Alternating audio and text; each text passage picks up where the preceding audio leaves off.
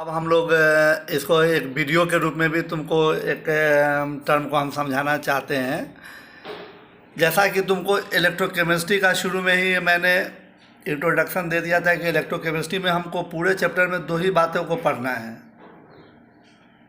कि कैसे कोई केमिकल एनर्जी को इलेक्ट्रिकल एनर्जी में कन्वर्ट करेंगे और इलेक्ट्रिकल एनर्जी को कैसे केमिकल एनर्जी में कन्वर्ट करते हैं। दो टॉपिक हो गया इसमें। उसी दो टॉपिक को हम सेल के रूप में जानेंगे। अब पहले सेल समझ लो कि सेल क्या है। ये तुम्हारे सामने मेरे कंप्यूटर पर ये एक पेज दिख रहा होगा, उसी को हम डिस्क्राइब कर रहे हैं। तुम्हारा पीडीएफ फाइल में है, तुम्हारा पीडीएफ फाइल ही मैं खोला हुआ हूँ कि सेल क्या होता है। सेल का सिंपल मतलब है कि दो इलेक्ट्रोड हो, एनोड और कैथोड, वो किसी इलेक्ट्रोलाइट के अंदर में डुबो कर रखा गया हो। एक बीकर ले लो, एक बीकर में कोई भी इलेक्ट्रोलाइट अंदर में डाल दो, NaCl सॉल्यूशन, HCl कुछ भी, और उसमें दो इलेक्ट्रोड डीप कर दो, एनोड और कैथोड। जो चीज़ बन जाएगा वही कहलाता है सेल। अब ये जो सेल बनेगा, अब उसका दो टाइप होगा। एक का नाम है इलेक्ट्रोकेमिकल सेल, जो दिख भी रहा है तुमको, और दूसरा का नाम है इलेक्ट्रोलाइटिक सेल। यही पूरा इलेक्ट्रोकेमिस्ट्री चैप्टर का मेन बेसिस है। अब इलेक्ट्रोकेमिकल सेल को मैं सबसे पहले डिफाइन करता हूँ। इलेक्ट्रोकेमिकल सेल को ही गैल्वेनिक सेल भी कहते हैं। देखो इसमें क्या लिखा हुआ है। Electrochemical cell is a device in which chemical energy from a redox reaction is utilise to get electrical energy. मतलब कि कोई भी रिडॉक्स रिएक्शन में जो केमिकल एनर्जी पैदा होता है, उसका इस्तेमाल इलेक्ट्रिकल एनर्जी प्रोड्यूस करने में होता है। केमिकल एनर्जी से इलेक्ट्रिकल एनर्जी, इस सेल को कहते हैं electrochemical cell. Simply chemical energy is converted into electrical energy. That cell is called electrochemical cell, और इसी को कहते हैं गैल्वेनिक सेल।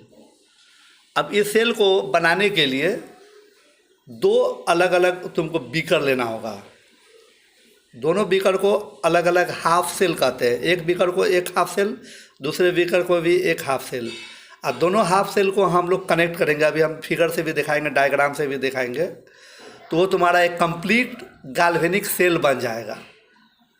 और वो दोनों सेल में क्या होगा, एक हाफ सेल में ऑक्सीडेशन होगा और दूसरे हाफ सेल में रिडक्शन होगा। और ऑक्सीडेशन और रिडक्शन से जो एनर्जी पैदा होगा, वही एनर्जी इलेक्ट्रॉन को फॉलो कराएगा बाहर के सर्किट में, एक्सटर्नल सर्किट में। और जैसे एक्सटर्नल सर्किट में इलेक्ट्रॉन का फ्लो होगा, इलेक्ट्रिसिटी उल्टे डायरेक्शन में फ्लो होगा, जिसको मैं डायग्राम के रूप में भी मैं आपको दिखाऊंगा। अभी सारी वीडियो को मैं रिकॉर्ड कर रहा हूँ, आपका PDF फाइल जो मैं मेरे सामने खुला हुआ है उसी को। तो अब ज़रा सा देखने की कोशिश करो। सबसे जो सिंपल सेल हमारे सामने है, इसका नाम है, जो गैल्वेनिक सेल का सबसे सिंपल एग्जांपल है डैनियल सेल। ये डैनियल नाम का साइंटिस्ट ने, मेरा उंगली दिख रहा होगा, वो मैं अंडरलाइन कर रहा हूँ, डैनियल सेल।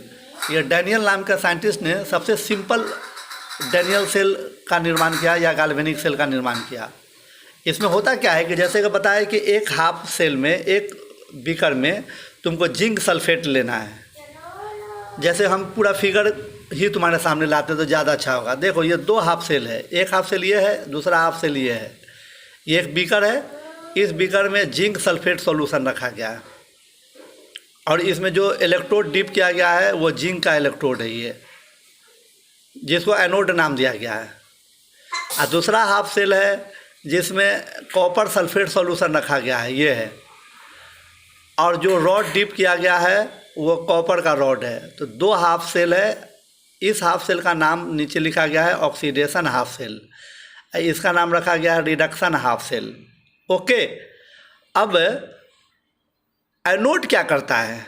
जो जिंक का है एनोड, ये एनोड ये घुलता है, अब घुलने के बाद Zn2+ आयन में टूट जाता है। यहाँ पर रिएक्शन लिखा हुआ है, Zn2+ आयन में टूटता है। ये Zn2+ आयन सॉल्यूशन में चल जाता है, अंदर में चला जाता है। लेकिन जो इलेक्ट्रॉन प्रोड्यूस होता है ये इस रॉड पर चला आता है, ये इस रॉड पर, एनोड पर, जिंक पर। इसलिए ये इलेक्ट्रॉन इस पर जो जमा हुआ है, इसी वजह से इस एनोड को निगेटिव साइन से दिखाया गया है, दिख भी रहा होगा।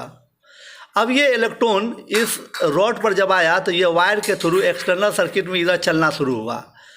अब ये इलेक्ट्रॉन इधर कैथोड की तरफ आ गया।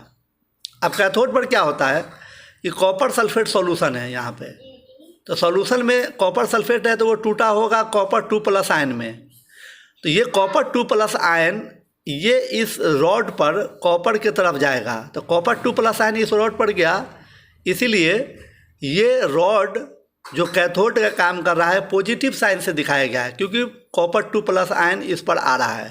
तो इधर से कॉपर 2+ आयन इस रॉड पर जाएगा और उधर से जो इलेक्ट्रॉन आ रहा है वो इलेक्ट्रॉन कॉपर 2+ आयन लेकर 2 इलेक्ट्रॉन, देखो इक्वेशन में लिखा हुआ है कॉपर 2+ आयन जोड़ 2 इलेक्ट्रॉन, वो इलेक्ट्रॉन जो एनोड पर रिलीज हुआ था इधर आया और ये कॉपर 2+ आयन ने इसको रिसीव कर लिया। तो जब इलेक्ट्रॉन इधर फ्लो हुआ तो उसके उल्टे डायरेक्शन में करंट का फ्लो होगा, यानी कैथोड से एनोड की तरफ फ्लो होगा। तो यही डैनियल सेल का सिंपल रिप्रेजेंटेशन है। अब एक चीज़ और समझ लो, एक ये यू आकार का एक ट्यूब है जिसका नाम है सॉल्ट ब्रिज, इसको मैं डील करता हूँ अभी। ये सॉल्ट ब्रिज का बड़ा इम्पोर्टेंस है। क्या इम्पोर्टेंस है ये पहले, सबसे पहले तो सॉल्ट ब्रिज को पहले बाद में हम डील करते हैं। यहाँ पे वही रिएक्शन नीचे लिखा हुआ है जो तुमको हम समराइज करके बता रहे हैं कि एनोड पर वही जिंक जो है Zn2+ आयन में गया, 2 इलेक्ट्रॉन छोड़ा है, और कैथोड पर वही कॉपर 2+ आयन जो यहाँ पे था, इस कैथोड में कॉपर 2+ आयन सॉल्यूशन वाला, वही 2 इलेक्ट्रॉन को लेकर कॉपर में चला गया। अब इस दोनों रिएक्शन को जोड़ोगे तो ये 2 इलेक्ट्रॉन से 2 इलेक्ट्रॉन कट जाएगा, नतीजे में क्या दिखेगा, Zn दिखेगा, कॉपर 2+ दिखेगा इस तरफ में क्या दिखेगा, कॉपर दिखेगा और Zn2+ दिखेगा। तो ओवरऑल रिएक्शन अगर हम करेंगे तो यही रिएक्शन होता हुआ नज़र आता है। अब इसमें सॉल्ट ब्रिज का क्या काम है, सबसे बड़ा काम है सॉल्ट ब्रिज का ये कि सॉल्ट ब्रिज जो है यू आकार का ट्यूब है, जिसमें अगर यहाँ पर लैंग्वेज में यहाँ पर लिखा भी होगा कि इसमें एक अगर एक तरह का अलगी है, वो अलगी उसमें डाल कर रखा जाता है और उसमें एक स्ट्रॉन्ग इलेक्ट्रोलाइट है जो इसके भीतर में स्ट्रॉन्ग इलेक्ट्रोलाइट को जैसे KCl हो या KNO3 हो, वो उसके अंदर में डाल दिया जाता है। अब वो डाला क्यों जाता है, देखो यहाँ पर लिखा हुआ है the salt bridge contain saturated solution of KCl इन अगर जेल। अब KCl इसके अंदर में डाला हुआ है। KCl क्यों डाला गया है, KCl इसमें डाला हुआ है इसलिए क्योंकि ये K+ और Cl- में टूटेगा। तो इस सॉल्यूशन में जो Zn2+ गया है तो ये सॉल्यूशन पॉजिटिव हो गया। अब ये पॉजिटिव हो गया तो इसको न्यूट्रल बनाना होगा, तो KCl का Cl- इसके तरफ आएगा, एरो दिखा रहा है, और Cl- इस Zn2+ को न्यूट्रल बना देगा। इसी तरह इस कॉपर सल्फेट सॉल्यूशन के कॉपर 2+ आयन जब इस पर चला गया तो सल्फेट जो SO4 आयन है इस सॉल्यूशन में रहेगा, तो SO4 रहने से ये सॉल्यूशन निगेटिव हो जाएगा, तो इसको भी न्यूट्रल बनाना होगा। तो इस सॉल्ट ब्रिज का K+ आयन जो है ये इधर आएगा, इसको न्यूट्रल बनाएगा। तो सॉल्ट ब्रिज का सिंपल यही काम है कि दोनों सॉल्यूशन को न्यूट्रल बना कर रखना है ताकि वो लोकल इलेक्ट्रोड पोटेंशियल जनरेट नहीं करे और इलेक्ट्रिसिटी को फ्लो होने में दिक्कत नहीं करे। तो सॉल्ट ब्रिज का सबसे बड़ा काम है कि दोनों सॉल्यूशन को न्यूट्रलाइज करना और लोकल पोटेंशियल को बनने नहीं देना।